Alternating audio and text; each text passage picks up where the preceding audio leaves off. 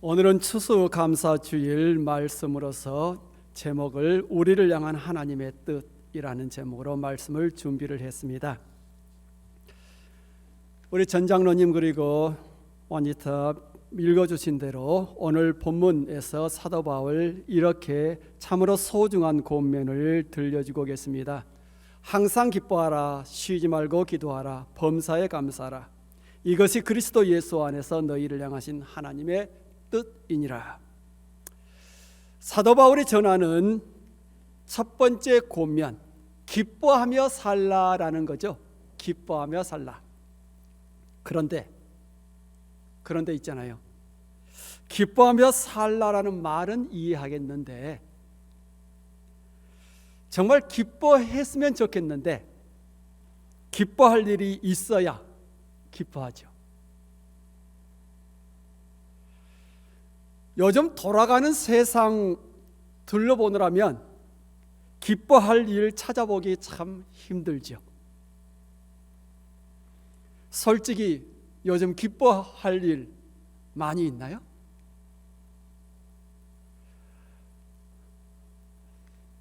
어떤 분은 저희가 이 눈을 맞추시는데 저는 매일마다 기뻐야 하시는 분이 계신 것 같은데 정말 그랬으면 얼마나 좋겠어요. 만약 기뻐하는지도 왜 기뻐하는지도 모르면서 마냥 웃고 있다면 남들이 그 사람을 어떻게 볼까요? 웃는 이유도 모르면서 웃는다면 이래도 희낙낙 저래도 희낙낙 거린다면 그 사람이 제정신일까요? 만약 그런 사람을 여러분 본다면 그 사람을 여러분 어떻게 부르시겠어요? 또라이? 정신 나간 사람? 정상적인 사람이라면 기쁠 땐 기뻐하고 슬플 땐 슬퍼해야 하는 게 아니겠습니까? 그죠? 그게 정상적인 모습이죠. 그런데 오늘 본문에서 사도 바울이 이렇게 우리에게 권면하신다는 겁니다. 항상 기뻐하라. 뭐라 그래요? 항상 기뻐하라. 이 항상이라는 이 단어 헬라어로 판토테라는 말인데 사도 바울은 유난히 이 단어를 강조하면서 말을 하고 있습니다. 항상, always, 항상, 어느 때든지. 참 사도 바울의 이 권면을 듣고 있노라니 참 미치고 환장할 노릇이죠. 그죠? 기뻐하려고 노력하는 것도 힘든데 항상 기뻐하라. 참 어떻게 그런 삶이 가능하죠? 가능할까요? 설상가상으로 사도 바울이 주는 둘째 권면이 뭐예요? 감사하며 살라라는 겁니다. 감사하기엔 요즘 세상 너무 빡빡하지 않습니까? 너무 도전적이지 않습니까? 특별히 지난 3년의 코로나 바이러스 전국 속에서 엎친 데 덮친 격으로 러시아의 우크라이나 침공으로 인한 지독한 경기 침체 전국 속에서 요즘 하루하루가 너무 도전적이지 않나요? 제가 느끼기에는 그렇습니다. 너무 사실이 힘들어요. 무너진 교회들이 한두 곳이 아니에요. 교회들이 문을 닫아. 물론 비즈니스들이 문을 닫아요. 이런 상황에서도 마냥 우리가 감사해야 하는 것일까요? 여러분 감사해야 할까요? 이런 상황에서도? 야, 역시 믿음 좋으셔요.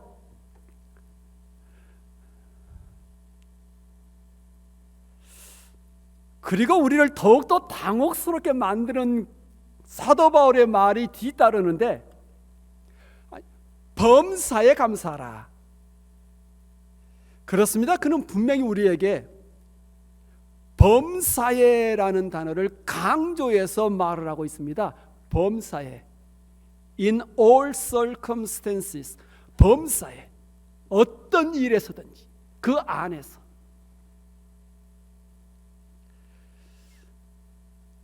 참 이것도 쉽지 않는데 더욱더 충격적인 사도 바울의 말, 이런 도전이죠. 이것이 그리스도 예수 안에서 너희를 향하신 하나님의 뜻이니라. 항상 기뻐하고 범사에 감사하며 살아가는 것이 그리스도 예수 안에서 우리를 향한 하나님의 뜻이랍니다. 이 말 바꿔서 표현하면, 만약 우리가 그렇게 살지 않으면 우리가 하나님의 뜻을 외면한다라는 그런 의미죠. 그죠? 아니, 그렇지 않습니까?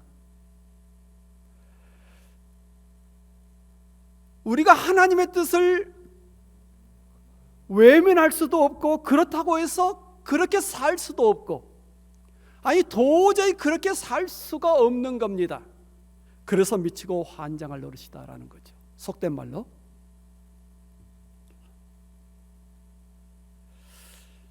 이러지도 못하고 저러지도 못하고 참 답답하게만 하지요. 그래서 낙담이 됩니다. 절망이 되지요. 어떻게 해야 할까? 이런 딜레마에 빠져 있는 우리들,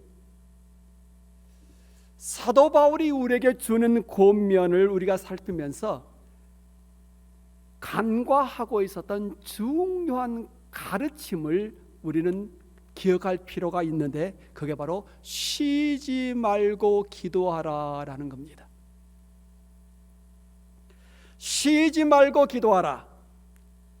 이 권면이 우리가 이룰 수 없는, 도저히 우리의 힘과 노력으로는 성취할 수 없는, 항상 기뻐하라, 범사에 감사하라, 또한 그리스도 예수 안에서 우리를 향한 하나님의 뜻을 이룰 수 있는 비결이 담겨 있다라는 겁니다. 그러므로 제가 여러분들의 이해를 좀 돕기 위해서 데살로니가전서 5장 16절에서 18절 말씀을 이렇게 좀 도식화를 해봤습니다. 자, 그림을 보시면 가장 위쪽에 A 부분에 항상 기뻐하라, 그죠? 그리고 C 부분에 범사에 감사하라, 그리고 제일 아래 D 부분에 이것이 그리스도 예수 안에서 너희를 향하신 하나님의 뜻이니라. 이러한 명령들이 가능한 것은 한 가운데 있는 쉬지 말고 기도하라라는 이 부분입니다.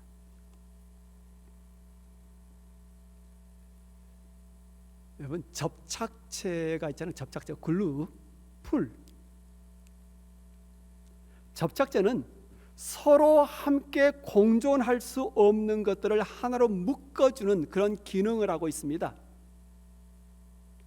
그와 마찬가지로 쉬지 않는 기도는 위에 있는 녹색에 있는 박스 안에 있는 명령들, 그리고 아래에 갈색 상자에 들어있는 명령을 우리가 온전히 이룰 수 있도록 도와주는 그러한 비결이 되는 거죠. 이게 가능하도록 해요. 쉬지 않고 기도하는 것.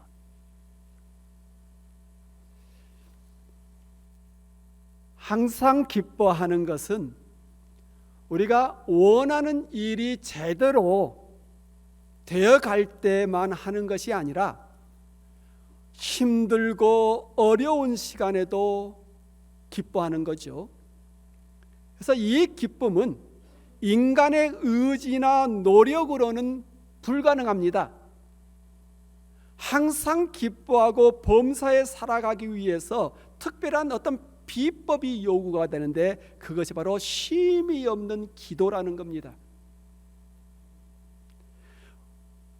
쉼이 없는 기도는 우리가 원하는 것을 하나님으로부터 얻어내기 위한 수단은 아닙니다. 무엇인가 원하는 것을 얻기 위한 기도는 어렸을 적에 우리가 실컷 했잖아요.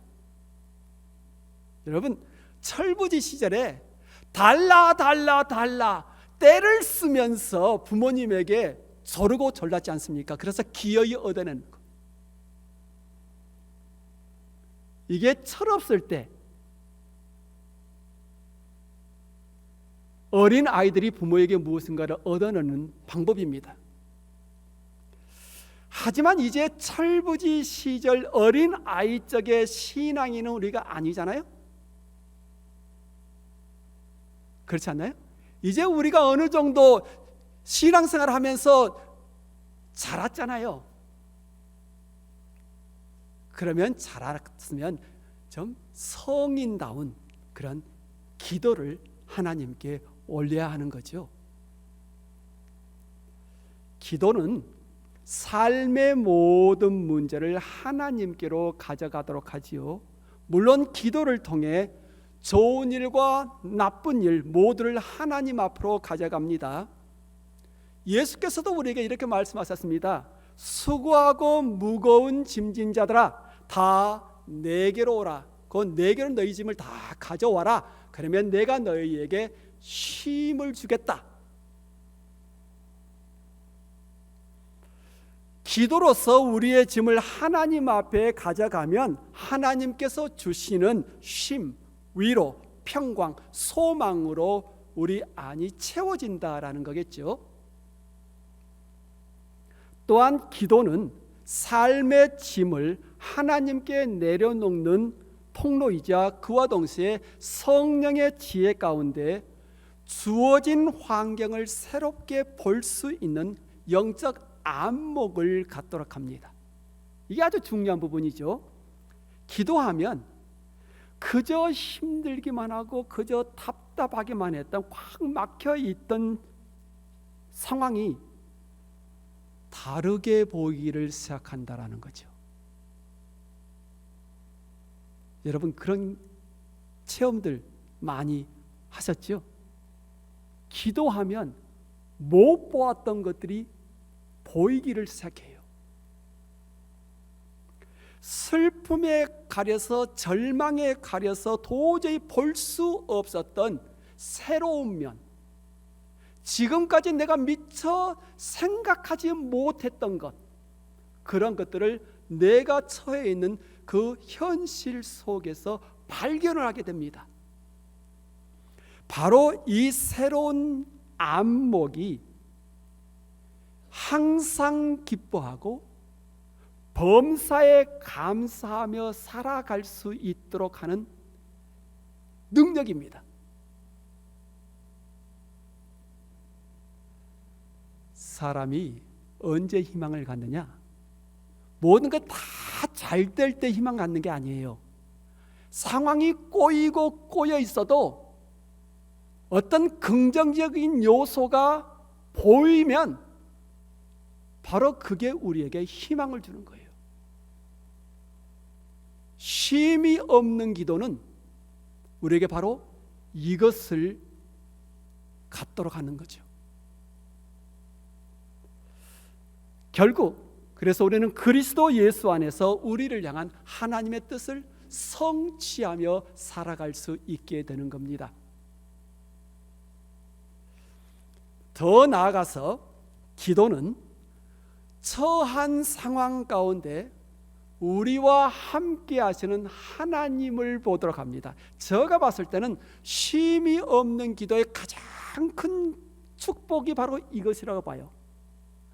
나와 함께 하신 하나님, 내게 닥쳐 있는 이 현실 속에서 함께 하신 하나님을 발견한다면 우리는 눈물 닦을 수 있어요. 어떤 환경 속에서든지 우리는 자신감을 가질 수 있어요. 왜냐? 하나님을 내가 보니까. 여러분, 저의 말이 이해가 되나요? 그리고 저의 말이 동의가 되나요? 그렇다면 아멘으로 한번 화답해 보실래요?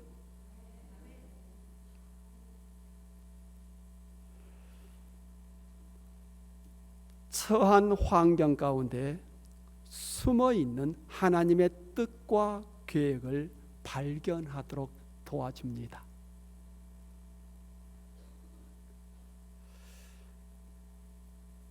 The Hiding Place, 주는 나의 피난처라는 이 책에서 코리 텐 붐 여사가 다음과 같은 자신의 경험담을 소개를 하고 있습니다.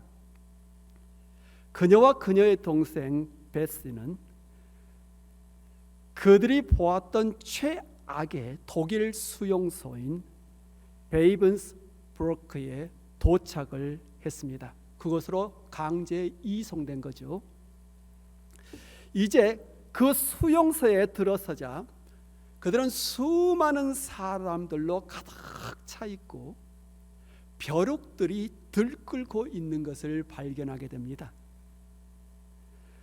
하지만 그날 아침에 이 자매가 데살로니가전서, 곧 오늘 본문 말씀을 읽었어요. 항상 기뻐하라, 쉬지 말고 기도하라, 범사에 감사하라. 이 말씀을 그들이 읽었습니다. 그래서 이 말씀을 이제 기억을 해냅니다. 그리고 베시가 코리에게 새로운 거주지의 모든 상황에 우리의 시선을 두지 말고 주님께 감사하자라고 권합니다. 처음엔 코리가 다른 것은 어떻게 내가 감사해 보겠는데 이 벼룩들에 대해서는 절대로 감사하지 못하겠다는 거예요. 여러분, 벼룩에 물려보셨잖아요. 참 지독히 아프죠. 하지만 베시가 끝까지 코리에게 그렇게 하도록 종용을 합니다. 결국 코리가 베시의 말에 동의를 합니다.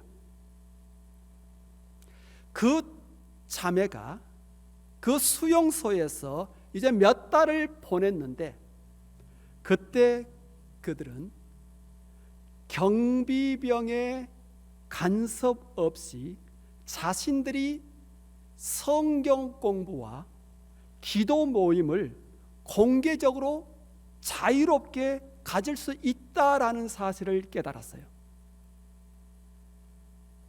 어떻게 수용소 안에서 성경 공부 모임이 가능한 것인지, 기도 모임이 가능한 것인지, 그걸 그들이 미처 그 사실을 깨닫지를 못하고 그냥 주어진 환경으로 생각을 했던 거예요.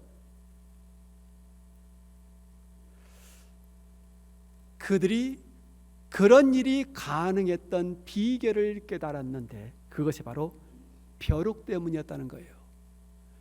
경비병들이 벼룩들이 무서워서 막사 안으로 들어오지를 못하는 거예요.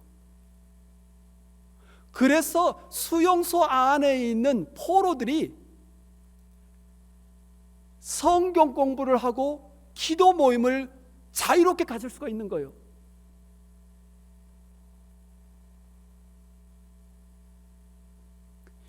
이렇게 볼 때 처해 있는 환경을 어떤 시각으로 바라보느냐에 따라 수많은 벼룩들이 불평의 조건이 될 수도 있고 감사의 조건이 될 수 있다라는 겁니다. 그래서 이 코리 여사가 벼룩이 그렇게 고마웠던 거예요. 그 벼룩들이 너무너무 감사했던 거예요.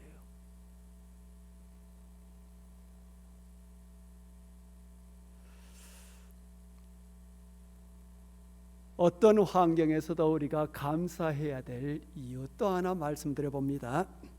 성도 여러분, 자, 교회에서 신앙생활을 하는데 교회 안에 연로한 분들이 많고 자신 또래의 젊은이들이 턱없이 없어.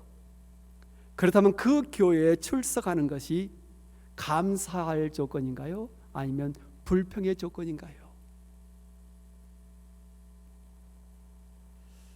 가만히 생각해 보시기 바랍니다. 혹시 연로하신 분들 때문에 예배 드리는데 방해가 된 적이 있습니까? 달리 생각하면 이토록 신앙심 깊은 분들을 어디서 또 찾아볼 수가 있겠습니까? 그들과 함께 신앙생활하면서 그들의 신앙의 본을 본받을 수 있다는 것, 어디서 그런 혜택을 누릴 수가 있겠습니까? 이렇게 볼 때 연로하신 분들과 함께 신앙생활하며 그분들을 섬길 수 있다라는 것은 큰 축복입니다.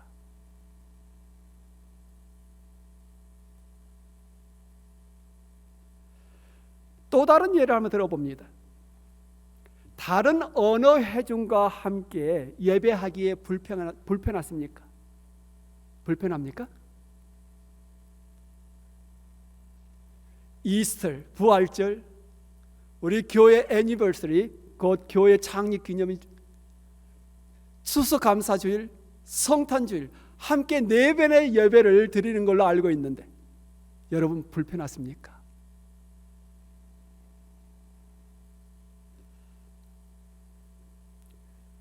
물론 자신의 언어로 예배하면 쉽고 편할 수 있습니다.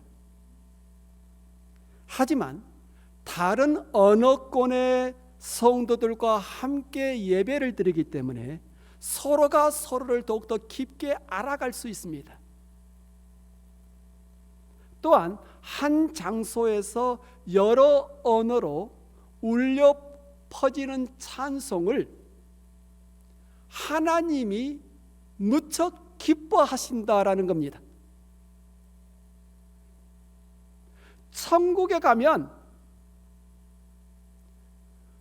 각 언어로 하나님께 울려 퍼지는 찬송이 그 보좌 위로 올라간다 그래요.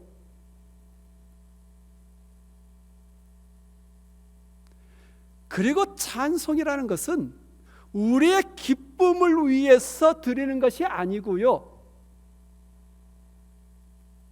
찬송은 하나님께 드리는 겁니다. 나를 위해서 찬송하는 것이 아니고요, 하나님을 위해서 찬송하는 거예요. 그렇다면 우리의 찬송이 다른 언어가 하나로 모여서 함께 하나님께 기쁨을 올려드리고 있다면 그 찬송이 얼마나 가치가 있겠습니까? 저 말이 맞나요?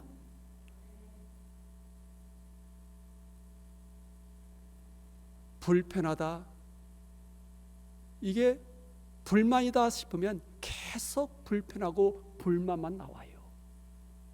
하지만 우리에게 있는 이 환경을 조금만 달리 생각을 해보면 감사할 조건이 너무너무 많아요. 우리이기에 이러한 축복을 누릴 수가 있는 겁니다.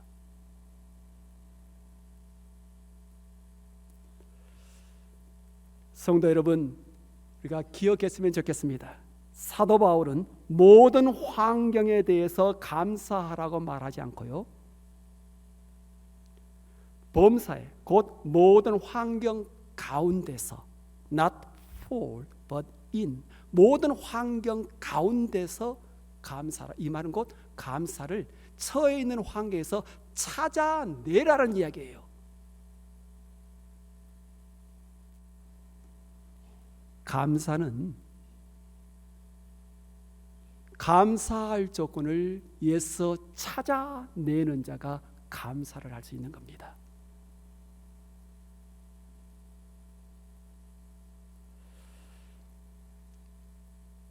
그리고 쉼이 없는 기도가 처해 있는 환경 속에서 감사의 조건을 찾아낼 수 있는 안목을 갖도록 하는 거예요. 우리 모두가 익히 잘 알고 있는 미국의 청교도들과 관련된 이야기 소개해 봅니다. 많은 희생자들을 이제 바다에 수장을 했어요. 병들어 죽고 배고파 죽고. 그리고 102명의 청교도인들이 1621년 우여곡절 끝에 본래 도착 예정지였던 버지니아에 가지 못하고 매사추세츠의 플리머스에 도착을 하게 되죠. 플리머스에 도착한 후 몸서리치게 추운 첫 해 겨울 동안 또다시 절반의 사람들이 죽어갔습니다. 추위에, 병에, 굶주림에. 이듬해 간신히 인디언들의 도움을 입어서 옥수수 농사를 지었는데 별로 거둔 게 없었습니다. 하지만 청교도들은 그렇게 힘든 기간을 믿음 가운데 꿋꿋이 견뎌냅니다. 그로부터 2년 후 플리머스 총독인 윌리엄 브래드포드가 다음과 같은 추수감사절 모임을 발표하지요. 그의 모임을 제가 그대로 한번 번역을 해서 읽어봅니다.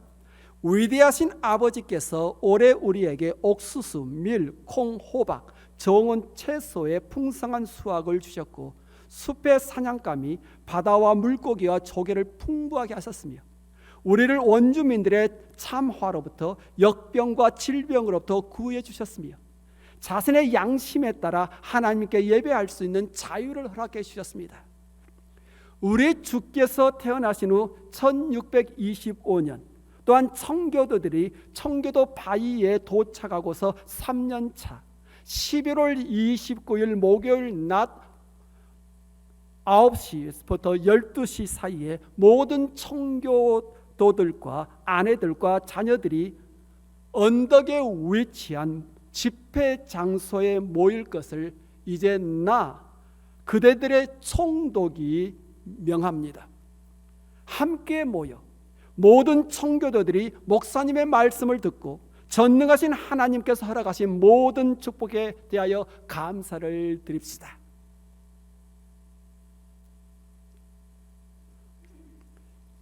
지난 3년 동안의 코로나 바이러스 전국 그리고 경기 침체로 인한 이 불경기 속에서 오늘 아침 우리가 함께 이렇게 모여서 하나님께 예배드리는 것, 추수감사 예배를 드리는 것 아마 같은 맥락이 아닌가 싶어요.